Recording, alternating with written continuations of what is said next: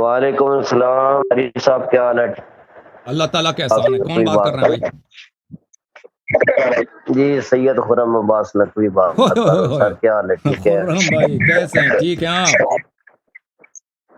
جی صحت ٹھیک ہے، بس آج کوئی طبیعت سیٹ نہیں ہے کس کی؟ تو دعا کریں. میری کوئی طبیعت سیٹ نہیں ہے، آج کوئی فلو لگا ہوا ہے. اچھا چلیں. تو اور آپ ٹھیک ہیں؟ بچے ٹھیک ہیں؟ سب خیر خیریت؟ اللہ تعالیٰ کا احسان ہے. حکم کریں، کام کی بات کریں. کام کیا ہے بھائی؟ حکم کیا آپ کا؟ اچھا، کام کی بات تو یہی ہے کہ میں نے آپ سے یہ بات کرنی تھی قرآن مجید کے تعریف قرآن پر. آج کچھ آپ سے سیکھنا بھی تھا اور آپ کو کچھ بتانا بھی تھا آپ کو. اچھا آپ جو ہے نا، آپ اپنا جو ہے بات مختصر کریں تاکہ میں اگلا کالر لے لوں. بسم اللہ. اچھا، بات یہ ہے کہ مختصر یہ ہے کہ قرآن کے تعریف قرآن کے لیے 3 آیات پیش آپ کی بارگاہ میں رکھوں گا. آپ یہ ہے کہ پہلے پارے میں اللہ رب العزت فرماتا ہے بسم اللہ الرحمن الرحیم ذالک الکتاب لا ریب فیہ. اب قرآن مجید نے اس کو کہا ہے لا ریب قرآن کو.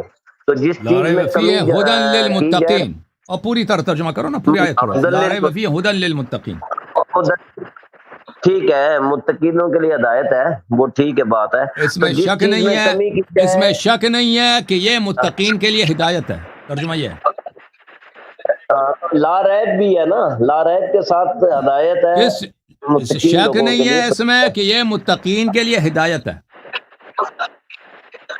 تو شک کس چیز میں نہیں ہے؟ شک یہ ہے کہ قرآنی آیات میں شک نہیں میں ہے اس میں نہیں، شک کسی اس میں نہیں ہے، شک اس میں نہیں ہے کہ یہ متقین کے لیے ہدایت ہے. وہ تو ہے لیکن نقص بھی نہیں ہے نا. لا ریب کا اطلاق عموم کے لیے استعمال ہوتا ہے. یہ نہیں تورات انجیل جب حضرت موسیٰ عیسیٰ علیہ السلام پہ نازل ہوئی، اس میں شک تھا کیا؟ کس پہ؟ وہ تورات انجیل جو وحی آیا تھا حضرت عیسیٰ علیہ السلام پر، حضرت موسیٰ علیہ السلام، اس میں شک تھا کیا؟ نہیں، وہ اللہ کی طرف سے تو پوری آئی تھی نا. تو وہ بھی اس میں کوئی شک بھی نہیں تھا نا، اس میں بھی شک نہیں تھا. وہ بھی اس میں بھی شک نہیں تھا کہ وہ متقین کے لیے ہدایت ہے. اگر آپ اس زمانے میں ہوتے، اگر آپ تصدیق نہ کرتے تورات کی یا انجیل، یا ابھی تصدیق نہ کرو تورات انجیل کے، تو آپ کافر، آپ زندی. بالکل ہاں بالکل. تو اس میں بھی شک نہیں ہے. تو یہ تو نہیں کہہ رہا بھائی یہ قرآن جو ہے کامل ہے یا ناقص ہے، اس میں تو اس کی بات ہی نہیں ہو رہی ہے. وہ تو تورات انجیل، اس میں بھی شک نہیں تھا. ٹھیک ہے نا؟ نہیں.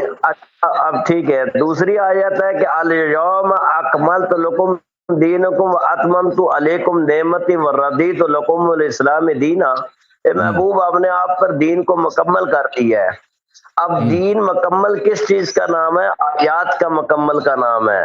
اس میں ایک آیت بھی کم ہو تو مکمل نہیں. تو خطبے دکھاؤ بھائی. سنت، ساری سنت ہمیں دکھاؤ. پھر دین تو صرف قرآن کا نام ہے. دین صرف قرآن کا نام ہے. نہیں، دین سنت کا بھی نام ہے. دین سنت کا بھی نام ہے. سنت تو تمہارے پاس ہے نہیں. بھائی سنت تو تمہارے پاس ہے نہیں. نبی صلی اللہ علیہ وسلم کا ایک خطبہ تمہارے پاس نہیں ہے. نبی صلی اللہ علیہ وسلم کی دعائیں تمہارے پاس نہیں ہیں. نبی صلی اللہ علیہ وسلم کے مواعظ تمہارے پاس نہیں ہیں. نبی صلی اللہ علیہ وسلم نے جو قرآن کی تفسیر کی ہے اس کی 2 احادیث آپ کے پاس نہیں ہیں. کچھ بھی نہیں ہے. پھر اہل سنت بن گئے. کیوں نہیں؟ دین تمہارا کب کامل ہے؟ الیوم اکملت لکم دینکم. وہ کون سی دین کامل ہو گئی ہے؟ کیونکہ اللہ تعالیٰ نے اس کا بھائی اس زمانے میں قرآن جمع ہی نہیں تھا جب یہ آیت نازل ہوئی الیوم اکملت لکم دینکم.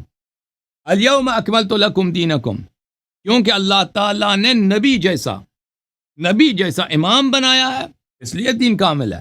اس لیے دین اب ناقص نہیں ہوگا. اور وہ کون ہے؟ وہ سید المسلمین علی علیہ السلام. ٹھیک ہے نا؟ اس لیے نہیں ہے کہ سنت کو کوئی جلا نہیں سکتا. ابو بکر نے خود سنت جمع کر کے اس کو جلایا. آپ کو پتہ ہے، تذکرۃ الحفاظ ذہبی صاحب نے روایت کیا. ٹھیک ہے نا؟ یا مثلا کوئی قرآن کی آیت کو گٹا نہیں سکتا. وہ عائشہ خود کہہ رہی ہیں بکری کھا گئی، آیات ضائع ہو گئے. اس آیت کا مطلب یہ نہیں ہے دین کمال دین یہ نہیں ہے اگر قرآن کامل ہے تو دین کامل ہے. سنت سے میں کام ہی نہیں ہے.